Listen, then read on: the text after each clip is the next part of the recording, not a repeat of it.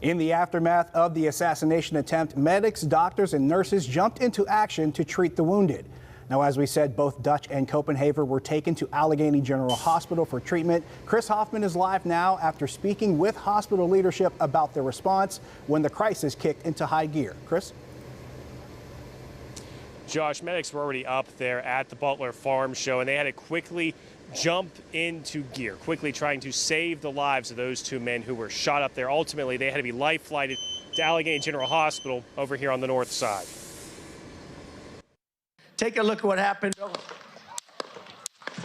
After the terrifying moments of bullets flying, AHN medics jumped into action. They were already staged in Butler to treat the tactical team for any injuries, but quickly shifted gears. AHN Medical Director Dr. Brent Rao was at a birthday party and started getting calls and texts to get to the hospital. We didn't know what the situation was going to be. We were told that, as a lot of people knew at that point, that there were likely shots fired. There could be multiple casualties. Within minutes, 2 helicopters, one of which is normally stationed in the Butler area, arrived at the Butler Farm Show grounds to get the injured men to the hospital. Within minutes, the choppers flew the more than 30 miles to AGH on the city's north side. There are paramedics and nurses on board that are heavily trained in critical care that can initiate virtually most of the same treatments that we can once they get here as well. All this care and attention comes as the hospital is still addressing other patients coming into their emergency room.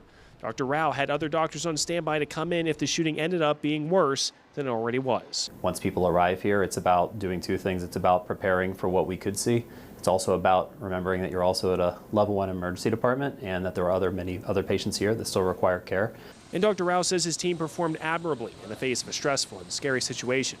They've had experience with this several times before, though, in the past with the Tree of Life mass shooting and Brian Heights funeral mass shooting as well. We're well trained for this. We practice this kind of thing on an almost monthly basis, mass casualty events. And according to Dr. Rao, if the injuries to the former president had been more severe, he would have been moved to this hospital here and received his treatment here. As for those two victims, Copenhagen and Dutch, they are still here at Allegheny General Hospital. They're listed in critical but stable condition. Live on the city's north side, Chris Hoffman, KDKA-TV News.